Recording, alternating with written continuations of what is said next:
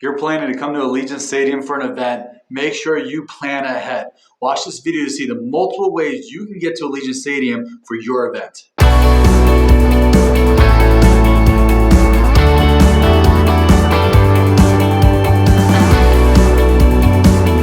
No matter if you're a local or a tourist, it is important to plan your route to Allegiant Stadium for your event ahead of time just because of the location of it and the lack of parking that is around it. The first section of parking we're looking at is actually on site at the stadium. Your best bet is to go to AllegiantStadium.com and follow the points to parking so you can buy a parking spot ahead of time. You're looking at paying anywhere between $60 and $100 to park near the stadium on the west side of the strip. $100 would get you on site, literally at the parking lots that are at the stadium, and $75, $60 would get you right around there. Again, you're on the west side of the strip. Now, when you get down there, be careful. They're going to change a lot of the roads to one-way roads. So plan ahead, try to figure out, read online, see where the one-way roads are going to be, and don't try to get there an hour before the event. Try to get there a couple of hours in advance so you can make sure you can get there. Now, I've heard once you get down there, and you park there, and you're paying $100 a premium price to park at the stadium. It's fantastic. It's easy to get in and out of. But again, plan ahead for all events. Go to AllegiantStadium.com and purchase your parking in advance. And if you're going to a Raiders game, those are all sold out probably, more than likely. So you can probably buy them on the resale market.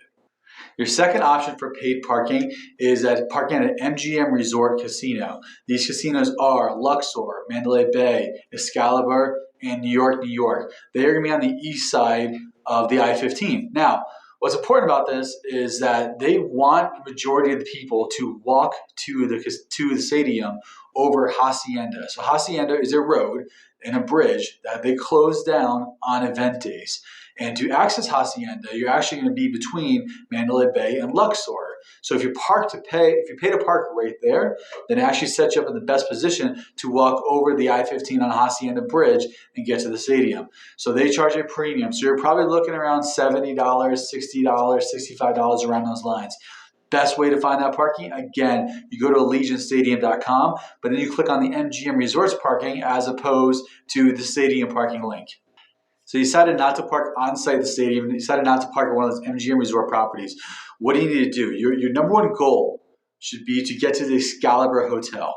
The Excalibur Hotel has a free tram that takes you from Excalibur to Mandalay Bay uninterrupted. So you can go straight from Excalibur to Mandalay Bay in just a couple of minutes. Saves you a lot of time from walking outside. And then once you're at Mandalay Bay, you get to walk over Hacienda Bridge to the stadium. So what are some of the ways to get to Excalibur? Maybe keep prices low. Keep $100 out of your pocket. Well, I'll tell you right now. So one option is to try to find a casino you can park at for free. There's not that many. Even the Tropicana is charging for parking. You can park somewhere like the Oyo, which is the old Hooters casino, and it's about a 7-minute walk to Excalibur. You walk to Excalibur, you get on the tram, you go to Mandalay Bay, and then you walk over to the stadium. Another option, if you're on the strip, you're staying on the strip, and you're on the east side of the strip, is to take the monorail to the MGM Grand. Now, the monorail goes all the way from Sahara on the north side of the strip all the way down to MGM Grand. It only costs about $5 for one ride. You can buy multiple days if you need to. And if you're a local, it's only $1. So jump on the monorail. There's many stops on the east side of the strip. Take it to MGM Grand. Once you get to MGM Grand, walk inside, and then you'll get to a bridge that crosses over Tropicana Avenue, takes you right to Tropicana Hotel, and then you can walk over another bridge over Las Vegas Boulevard to Excalibur. You're now at Excalibur, and you can take the tram over to Mandalay Bay. So again, Las Vegas monorail to MGM Grand to Tropicana Hotel to Excalibur. Another option, if you're staying on the strip, and you're on the west side of the strip, is again, if you're at New York, New York, or you're at Park MGM, your goal is just you're going to walk over to Excalibur. Is what you're going to do. Again, walk to Excalibur, take the tram. If you're more north of that, there's actually a free tram from Bellagio to Park MGM. So if you're staying somewhere around the Bellagio area, you can jump on a tram at Bellagio. They'll take you to City Center and then Park MGM Hotel. Park MGM is the old Monte Carlo. Then you will walk to Excalibur. There's a bridge that goes over Tropicana Avenue. Get to Excalibur, get on the tram, go to Mandalay, walk over Hacienda. So there's multiple points. There's also a city bus that runs up and down the strip that you can jump on as well. The city bus will take you, and that can drop you straight off in front of Mandalay Bay. So again, if you're staying on the strip, plan ahead of time. There's multiple ways to get to Excalibur, which is going to be your goal, because then you can take the free tram, unless you take a taxi or an Uber or a bus and then take it to Mandalay Bay. If you're planning on taking a taxi or Uber, if you're on the strip, I recommend take it to Mandalay Bay. Then you can walk over the Hacienda Bridge and you don't have to worry about anything else. If you're planning on taking it to the stadium, be cautious because they keep changing where the actual pickup and drop-off location is. I'm not going to actually say where it is right now because by the time you watch this video, it might have changed because in the 3-4 events that they're having there at Allegiant Stadium, there's been a lot of issues regarding where pickup and drop-off is. There's a lot of Uber drivers that are canceling rides because they don't even know where to go. They're trying to teach Uber drivers to actually go figure out ahead of time where these drop-off locations are. So my recommendation is to get dropped off by Mandalay Bay, and then you can walk over the Hacienda Bridge, and you don't have to worry about any of that. If you do take it to the stadium, if you're a local and you take it to the stadium, just be wary that your driver might have no idea where they're going. There's supposed to be more and more new signage up there, but just be cautious about that. If you're going to a Raiders game, what I recommend if you are staying off the strip and you don't already have prepaid parking from your season tickets, is to take one of the city buses, RTC.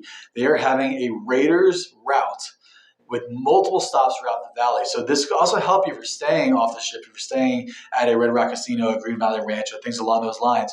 And what the best part about this bus is that not even the fact that it starts 3.5 hours before the game time and it runs every 30 minutes, is that it only costs $2 to ride it one way. So $4 for round trip versus $100 for parking on site. There's 5 locations where there can be pickup spots.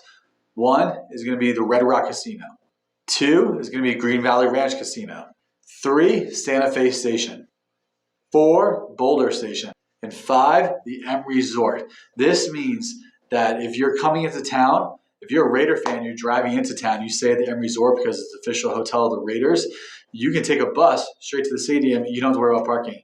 If you're a local, if you're living in Summerlin and you don't want to pay $100 of parking, just drive to Red Rock Casino, jump on the bus, $4 round trip.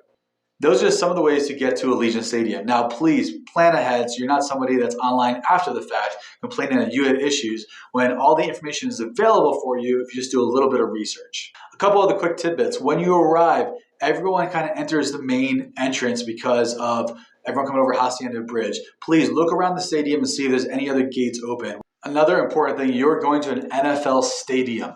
So NFL stadiums follow NFL rules regarding what you can bring inside the stadium. Go to AllegiantStadium.com and look at the items they have and realize all the bags that they want have to be clear plastic. You can go to a sporting goods store like Dick's Sporting Goods. They actually sell them already there. All your bags, don't worry about the sizing of anything. Most often is the ladies' purses that have to be returned or checked or thrown away. Please do yourself a favor. Go to the website and actually see what you're allowed to bring inside the stadium.